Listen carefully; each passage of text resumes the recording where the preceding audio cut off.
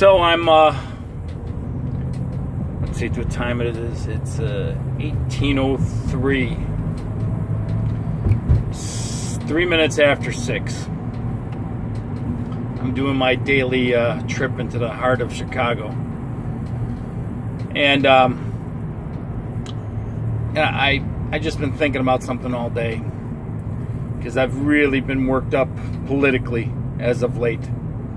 I never really paid a lot of attention to politics until Clinton came around. And I just I think this is important, because I've gotten to the point where I hate liberals. I just hate them. And I know I shouldn't feel that way, but I have never seen anything like I've seen with these people with the inability to use logic and reason. I don't know how these people can live. I don't know how anybody can be married to one.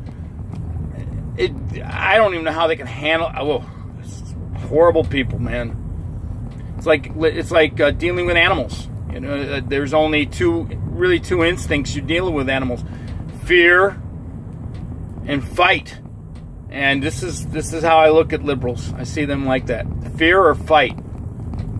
It's just crazy. Anyway, I want to give some kudos to President Trump. You know, here's the first president in my lifetime that actually came through on the promises he made. I've never seen that.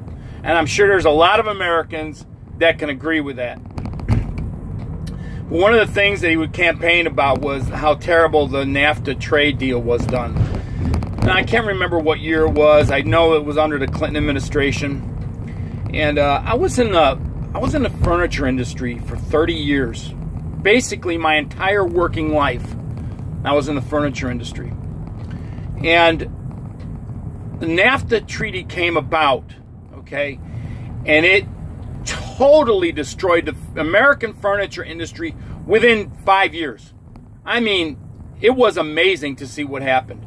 And not many people even probably realize it. In whatever industry you're in, I've met a few people in various industries that you wouldn't hear about.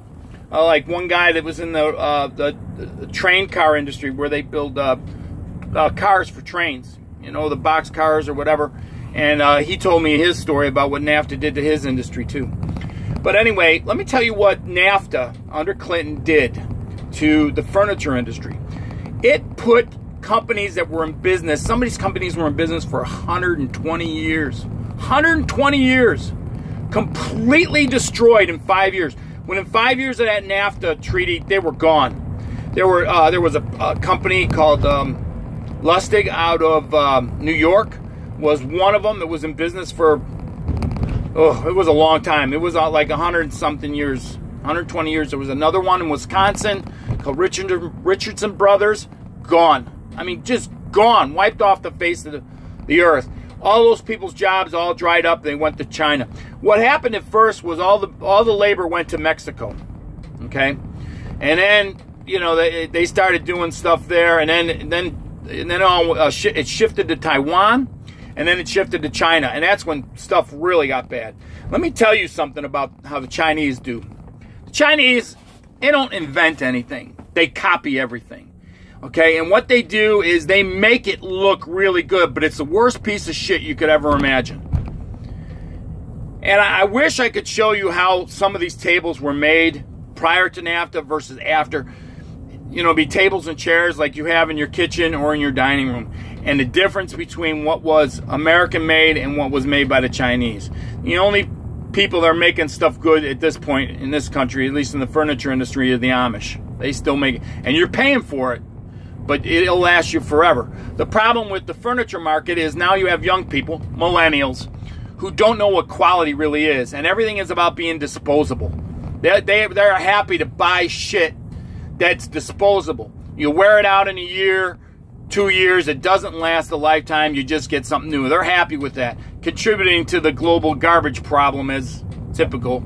I hate millennials too, they're horrible. And millennials tend to be liberals, they're crap too.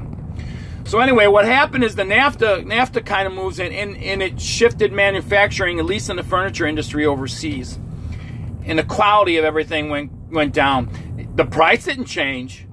You know, they promised that there would be a wonderful boon to consumers. It wasn't. What you got were lots of product lots of cheap shit products, okay, under the illusion that it looks good. The Chinese done a really good job of making something look good, but it's crap. It really is. You ever wonder why there's no Chinese-made automobiles in the United States? You ever wonder why that? You'd be a fool to buy anything like that made from China. I'm telling you, it's just, I would never buy it. It's terrible. You know, Chinese-made food, even their food. You don't want Chinese-produced food. They were starving to death 40 years ago. They had a one-child policy because they were worried they couldn't feed everybody. All right? Now they're exporting food. Okay? And I wouldn't get anything from them because when they grow stuff, they use all kinds of stuff that's illegal to use here, like antibiotics that cause cancer. I mean, you can raise shrimp in the most polluted, bacteria-infested environment in the world as long as you know, keep them surrounded with very toxic antibiotics. And for a shrimp, big deal. They only live, a few months to harvest time, so you can get away with doing that. But long-term exposure to stuff like this in long-lived mammals like ourselves will, give us cancer. But I digress. Anyway, the furniture industry was devastated by NAFTA, and it was a terrible, terrible trade deal. And I don't know if I am not an economics major. I just knew the industry that I worked in. And I think anybody that comes from various industries who were affected by NAFTA, they could tell you. They'll be able to tell you. But, the media will never talk about that crap. So, President Trump has just made a new deal between Mexico and Canada. The old NAFTA, North American Free Trade Act, that's what it stood for. Now we have USMCA, which I'm guessing is US, Mexico, Canada Agreement. That's what I'm guessing. Very simple and right to the point. I don't know the details of it. I listened to a little bit about it. But I don't care what people say about this man. You cannot say he's a fool. You can't say he's dumb. Anybody that thinks that has got their head up their ass. And that's the truth. And like I said, this is the first president I can remember that actually comes through on his campaign promises. I'm blown away by that because I never thought a single one of them ever would. But this is why he was elected. This is why we elected President Trump. Because he was not part of the established political establishment, if that makes any sense. I voted for Ross Perot because I thought that it would be good to have somebody that's outside of the system, at least the political system, to be in charge of the nation. See what he could do. That's what I wanted to see out of Ross Perot. I wanted to see if Ross Perot could do something that I never seen before with a president. Well, here comes Trump. And he has done some stuff I have never seen a president do before. And the best thing about him is setting the liberals on fire, because I love that. Ripping down Confederate statues, parading in the street with scarves over their faces because they're too frightened to let anybody see who they are, because they all work at McDonald's, I hate him. Oh, I hate him, but it's besides the point.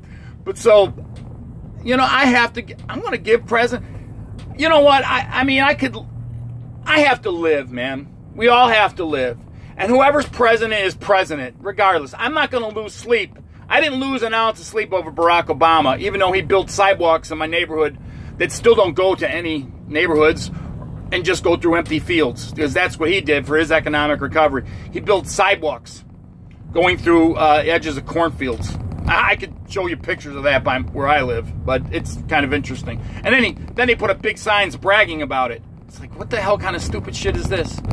For 8 years, I had to deal with a business under that clown, and he did absolutely nothing to make the economy better. And everybody that has a business, anybody that has any sense where they were trying to make money for themselves, they all know it. We all know it. There's a love-hate relationship with Obama. The liberals love him. Probably because he's the first black president. They love him. He blew a lot of smoke up their ass.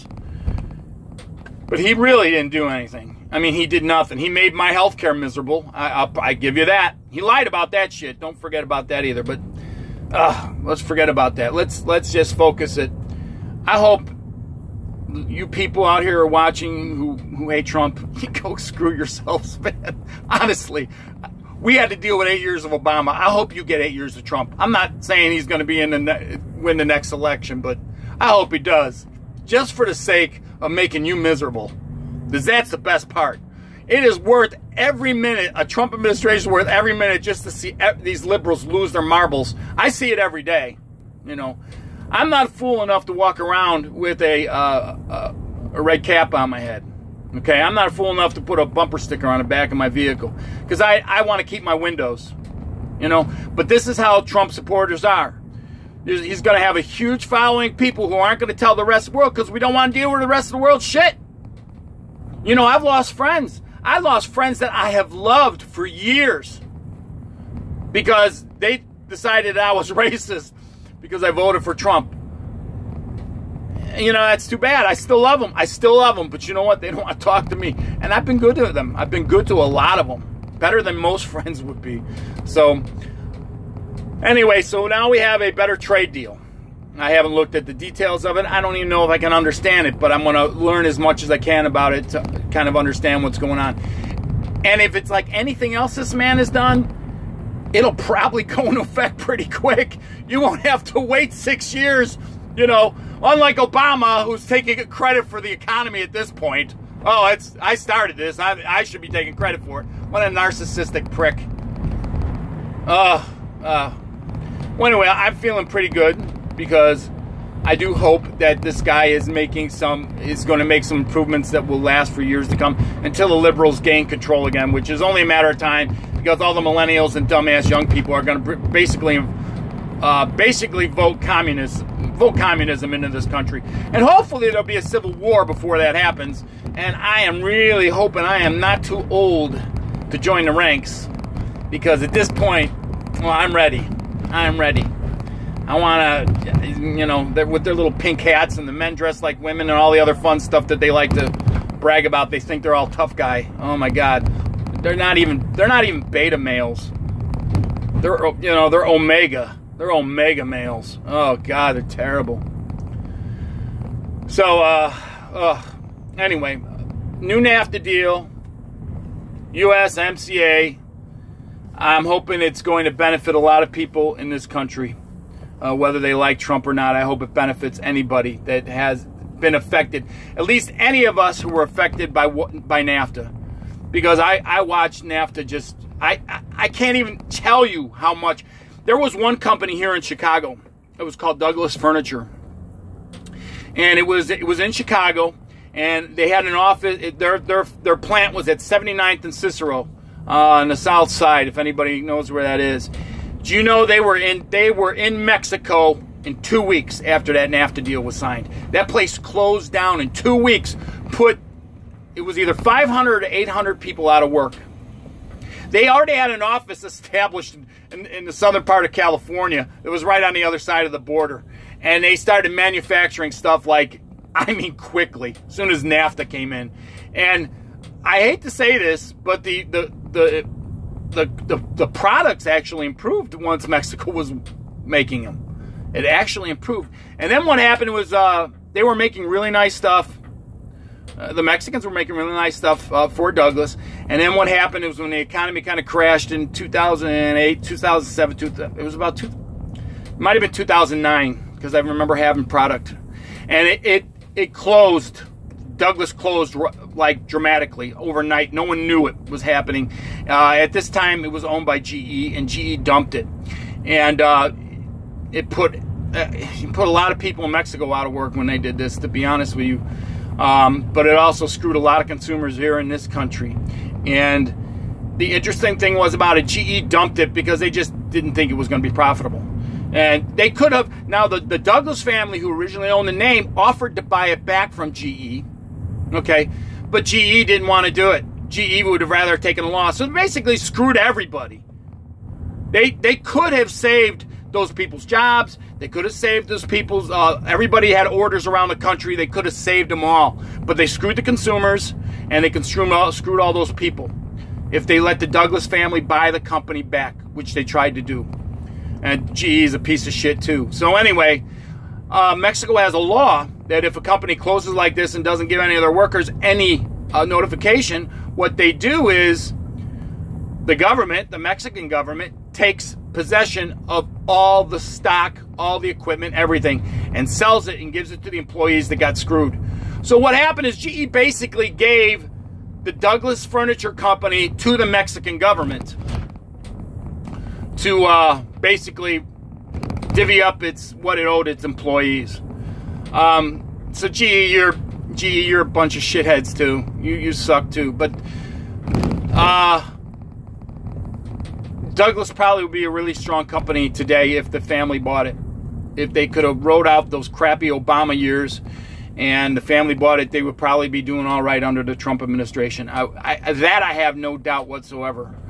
Because they kind of had the market cornered. Their competition would have went out of business, and they would have been the only company that made the product that was being sold. Okay, and their competition was a company named Chromecraft, and they dropped the ball because they were getting all their component parts and shit from China.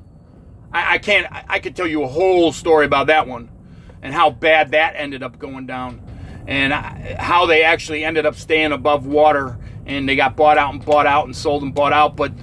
If Douglas family bought it, they would have cornered the market. They would be a huge, strong company now if they could have survived the Obama years. If GE wasn't, run by a bunch of assholes. So, anyway, that's pretty much it. I mean, I can't talk with authority about a lot of things, but this was something that I did know about, at least particularly in the industry that I was involved in. So I want to give a big shout out to President Trump, dude. You are the man. You know, I have to say this. I am proud for probably the first time in my life to be in America because you are president. I really am. And I am so glad that you piss everybody off that hates you. I love that so much about you because you don't give a damn. And that's the way it's supposed to be. That's the way it should be. You shouldn't care what other people think about you. Anyway, I'm almost at my destination. I see the lovely Sears Tower, who the liberals want you now to call Willis Tower because some company wanted you to call it that, but it's always been Sears Tower to me. And because of that, I am saying goodbye.